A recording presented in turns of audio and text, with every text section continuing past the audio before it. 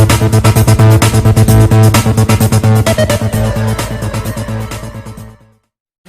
मित्रांनो, माऊली अकॅडमीमध्ये आपले सर्वांचे स्वागत आहे. आजचा आपला जो काही टेन्स टॉपिक आहे, या टेन्स मध्ये आपण सर्वप्रथम जे काही सिंपल प्रेझेंट टेन्स आहे याचा विचार करणार आहोत. तर पहा, सिंपल प्रेझेंट टेन्स कशा पद्धतीने व्यक्त करता येतो, त्याचं स्ट्रक्चर काय, त्याची रचना काय, बरोबर, त्याची वाक्यरचना कशा पद्धतीने बनवली असते याचा पूर्ण विचार करणार आहोत. आणि त्यातल्या त्यात आपण सिंपल प्रेझेंट टेन्स मध्ये एकदम बारकाईने कोणत्या होकारार्थी म्हणजे काय ऑफर्मेटिव्ह या भागाचा काय विचार करणार आहोत, बरोबर. तर मी तुम्हाला याचं स्वरूप जर सांगायचं म्हणलं तर सिंपल प्रेझेंट टेन्स मध्ये आपण कशा पद्धतीने चालणार आहोत पुढे. एक जसं की अफर्मेटिव्ह म्हणजे होकारार्थी असतं, पुढे लगेच आपला निगेटिव्ह कशा पण करायचं त्याचा देखील विचार करायचा आहे. इंट्रागेटिव्ह प्रश्नार्थक कसा असतो, पुन्हा नेमकं निगेटिव्ह इंट्रागेटिव्ह म्हणजे निगेटिव्ह म्हणजे प्रश्नार्थक निगेटिव्ह प्रश्नार्थक किंवा नकारात्मक प्रश्नार्थक कशा पद्धतीने व्यक्त करतात. 4 भाग आपल्याला असे पडायचे आणि 4ही भागाचा आपण या ठिकाणी सविस्तर विचार करणार. त्यापैकी पहिला भाग कोणता बघायचा आपल्याला, अफर्मेटिव्ह. अफर्मेटिव्ह म्हणजे काय, होकारार्थी, बरोबर. तसं या ठिकाणी उल्लेख करायचा simple present tense. Simple present tense, right. हे काय झाला, साधा वर्तमान काळ. ओके, मग या ठिकाणी पहा, इथं आपण सूचना करू काय, ऑफर्मेटिव्ह. ऑफर्मेटिव्ह म्हणजे याचा अर्थ काय झाला, होकारार्थी, बरोबर आहे. होकारार्थी म्हणजे वाक्य कसं बनवत आहोत आपण, होकारार्थी बनवत आहोत. त्याच्यामध्ये या ठिकाणी सेंटेन्स स्ट्रक्चर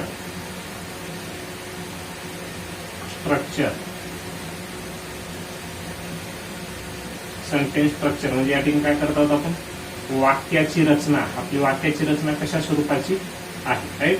आता पहा, वाक्याची रचना कशी आहे. या ठिकाणी काय करणार तुम्ही, यस प्लस, बरोबर आहे. त्याच्यानंतर ही ऑब्लिक वाटलं तर या ठिकाणी ही प्लस करा, यस प्लस इथं आणि प्लस, आणि इथं काय करा, S oblique E S, right ना, आणि प्लस काय करता, ओ, बरोबर. आता सर्वात महत्वाचा घटक सर्वांना बेसिकरित्या हे सर्व एस म्हणजेच काय, सब्जेक्ट, पी मीन्स काय असतो, वर्ब, म्हणजे सब्जेक्ट म्हणजे करता, वर्ब म्हणजेच काय नेमकं क्रियापद, आणि ऑब्जेक्ट म्हणजेच काय नेमकं कर्म, बरोबर आहे. म्हणजे करता आपलं काय, करता, क्रियापद आणि कर्म ह्या 3 गोष्टी सर्वांना पाठ असते, बरोबर आहे. फक्त राहिला प्रश्न नेमका या ठिकाणी एस आणि एसचा, राईट. तर ते सुद्धा मी या ठिकाणी पूर्ण करण्याचं काम करेल. आता पहा, जर आता तृतीय पुरुष एकवचनी करते, जसे की तृतीय पुरुष एकवचनी करते जर असतील तर त्या ठिकाणी मुख्य क्रियापद काय लावायचा, एस प्रत्यय लावायचा. या ठिकाणी वाटतं तर टीप करू आपण, बरोबर आहे, सूचना म्हणून टीप तृतीय पुरुषी, बरोबर आहे. वाटलं तुम्ही थर्ड पर्सन म्हणून लिहितो या ठिकाणी,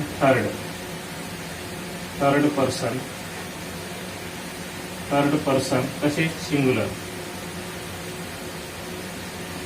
सिंग्युलर काय असतील, ही, सी, इट, आणि दुसरं एखादा काय असेल, नाउन जर असेल, बरोबर आहे.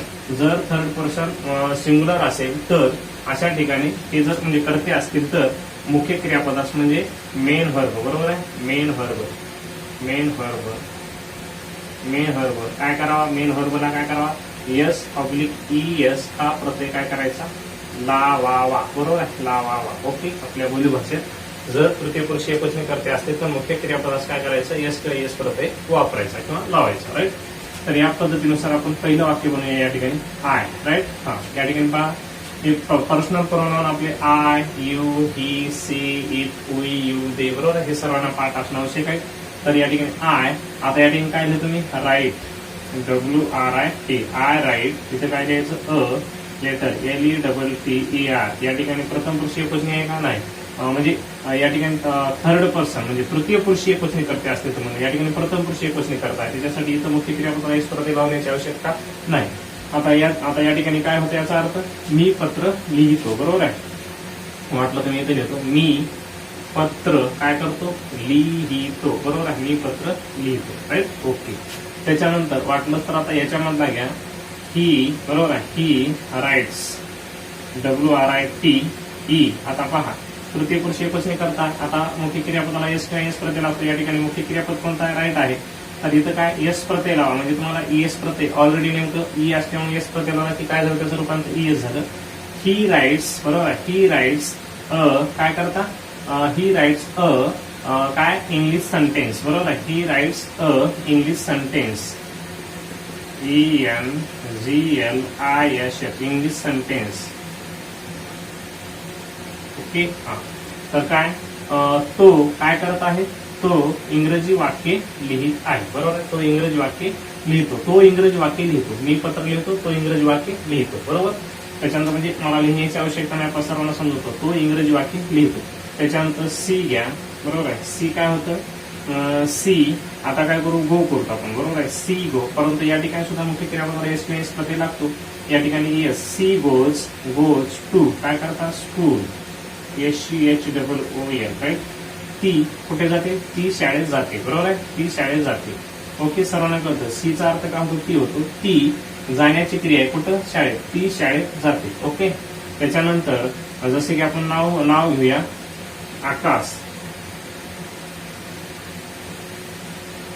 आकाश AKSH. बरोबर आहे. आकाश जरी मुख्य नाव जरी असेल तर मुख्य क्रियापदाला काय लावायचं, एस प्रत्यय लावायचा. आकाश याचं काय करा, ड्रॉ DRAW आणि या ठिकाणी काय एस प्रत्यय लावा लागतो. आकाश ड्रॉज अ पिक्चर. बरोबर आहे. अ पिक्चर किंवा नेमकं न्यू पिक्चर PICTURE. ओके. तर या ठिकाणी मी पत्र लिहितो झालं. त्याच्यानंतर तो कुठं जातो, तो काय करतो, इंग्रजी वाक्य लिहितो. बरोबर आहे. त्याच्यानंतर ती शाळेत जाते. आकाश काय करतो, नवीन चित्र काढतो. बरोबर आहे. हे आपल्याला घेता येतं. त्याच्यानंतर जसं की दे घ्या. बरोबर आहे. THEY दे. या ठिकाणी दे जर घेतलं तर मुख्य क्रियापदाला एस प्रत्यय लावण्याची आवश्यकता नाही. दे स्विम SWIM स्विम. बरोबर आहे. दे स्विम याचं काय करता, इन द काय रिव्हर RIVER. ओके. ते कुठं पोहतात, ते नदीमध्ये पोहतात. जसं की तेचा जर अर्थ घेतला तर तृतीय पुरुषी अनेक वचनी करता कोणता आहे, दे आहे. याचा अर्थ काय, ते त्या ती होतो. तसं ते कुठे पोहतात, नदीमध्ये पोहतात. ओके. तर या पद्धतीने आपल्याला या ठिकाणी मांडता येतं. जसे की आता या ठिकाणी जर तुम्हाला दुसरं जर आजकाल वाक्य जर घ्यावं असं वाटतं असेल तर इथं काय ठिकाणी असं सुद्धा करता येतं. जसे की आता आपण ही सी इट घेतला, आपण ही सी घेतले, आपण इट सुद्धा घेऊया. या ठिकाणी वाटलंच तर उई घ्या. बरोबर आहे. उई घेतलेलं आहे आपण. उई या ठिकाणी रीड READ उई रीड काय करता, news NAWS news paper PAPER. बरोबर आहे. आम्ही काय करतो, आम्ही वर्तमानपत्र वाचतो. बरोबर आहे. तर या पद्धतीनुसार आता तुम्हाला या ठिकाणी फक्त बदल काय करायचं सर्वांना माहिती आहे. मी तुम्हाला जसे की एकदम सोप्या भाषेत सांगण्याचं काम करतोय. या ठिकाणी तुम्हाला एवढं लक्षात बसलं पाहिजे, यस त्याच्यानंतर पी आणि काय नेमकं ओ. यस काय असतो, सब्जेक्ट असतो. पी काय असतो, व्हर्ब असतो. ओ काय असतो, ऑब्जेक्ट असतो. बरोबर आहे. तर मेन व्हर्ब कोणता आहे आपल्या या ठिकाणी, व्हर्ब म्हणजे क्रियापद. बरोबर आहे. या ठिकाणी मेन व्हर्ब हा फी आहे. फीच्या ठिकाणी आपण काय, जसं की आता मी या ठिकाणी मेन व्हर्ब म्हणलं तर या ठिकाणी तिथं मी लिहिल हा काय आहे, यस आहे. या ठिकाणी काय व्हर्ब आहे आणि या ठिकाणी अ लेटर काय आहे, या ठिकाणी ऑब्जेक्ट आहे. बरोबर आहे. इथं जर विचार केला तर यस या ठिकाणी व्हर्ब आणि या ठिकाणी हा जो काय आहे ऑब्जेक्ट आहे. बरोबर आहे. हा काय आहे सब्जेक्ट, हा काय व्हर्ब आणि या ठिकाणी न्यू पिक्चर हा जो काय झाला ऑब्जेक्ट झाला. लक्षात आलं. तर आपण काय करायचं, जर तृतीय पुरुष एकवचनी करते असतील तर मुख्य क्रियापदाला काय करायचं, एस प्रत्यय लावायचा. या ठिकाणी प्रथम पुरुष एकवचनी करता असल्यामुळे या ठिकाणी मुख्य क्रियापदा राईटला एस प्रत्यय लागलेला नाही. ही हा तृतीय पुरुष एकवचनी करता असल्यामुळे राईट आहे, पण या ठिकाणी एस प्रत्यय का लागला तर या ठिकाणी नियम आहे, तृतीय पुरुष एकवचनी करते असते तर मुख्य क्रियापदास एस किंवा एस प्रत्यय लावावा. ओके. इथं सुद्धा नाम आहे, नाव उल्लेख केलाय. नाव म्हणजे नाम असल्यामुळे इथं सुद्धा मुख्य क्रियापदाला एस प्रत्यय या ठिकाणी लागलेला आहे. बरोबर. त्याच्यानंतर दे अनेकवचनी करता असल्यामुळे या ठिकाणी मुख्य क्रियापदाला एस प्रत्यय आहे का, नाही. त्याच्यानंतर उई सुद्धा अनेकवचनी करता असल्यामुळे म्हणजे प्रथम पुरुषी परंतु अनेकवचनी असल्यामुळे सुद्धा मुख्य क्रियापदाला एस प्रत्यय वापरलेला नाही. तर तुम्हाला या ठिकाणी फक्त जाणून घ्यायचंय कर्ता कोणता आहे. बरोबर आहे. आणि त्याच्यानंतर कर्त्याला अनुसरून तुम्ही मुख्य आणि क्रियापदे. बरोबर आहे. क्रियापदाला तुम्ही प्रत्यय S/ES हा प्रत्यय त्या ठिकाणी कर्त्याला अनुसरून लावण्याचं काम करणार आहात. बरोबर आहे. फक्त एवढीच गोष्ट मला या ठिकाणी पहिल्या पॉईंट मध्ये लक्षात ठेवायची आहे. बरोबर. तर तुमच्या लक्षात आलं असेल तृतीय पुरुष एकवचनी करते अथवा नाऊन असेल तर त्या ठिकाणी आपल्याला मुख्य क्रियापदाला काय एस किंवा एस प्रत्यय लावायचा आहे. आणि सर्वांनी आपण या ठिकाणी आता पहा, राईट, त्याच्यानंतर गो, त्याच्यानंतर ड्रॉ, त्याच्यानंतर स्विम आणि रीड असे म्हणजे 2-4 आपण काय क्रियापदाचे रूप सुद्धा या ठिकाणी आपण जाणून घेतलो. क्रियापदाचे रूप जर आपल्या सर्वांना माहित नसतील तर क्रियापदाचे रूप पहिलं रूप काय, दुसरं रूप काय, तिसरं रूप काय, पास्ट पार्टिसिपल, प्रेझेंट पार्टिसिपल. बरोबर आहे. हे सर्व नेमकं तुम्ही काय करून घ्या, पाठ करून घ्या. जेणेकरून तुम्हाला जर क्रियापदाचे रूप जर पाठ असतील तर तुम्हाला वाक्यरचना मनाने बनवण्यासाठी काय तुम्ही स्वतः काय होणार आहात, प्रवृत्त होणार आहात. त्याच्यासाठी तुम्हाला क्रियापदाचे रूप आपणास काय पाठ असणं आवश्यक आहे, आणि जर नसेल तर तुम्ही पाठ करण्याच्या मार्गाला लागा. ओके, जर याचा आपला स्क्रीनशॉट हवा असेल तर तुम्ही ते घेऊ शकता. आता आपण या ठिकाणी थांबणार आहोत. आपला फक्त या ठिकाणी ऑफॉर्मेटिव्ह झाला. लगेच आपला पुढचा जो व्हिडिओ असेल ते कशाचा असणार आहे, निगेटिव्हचा असणार आहे.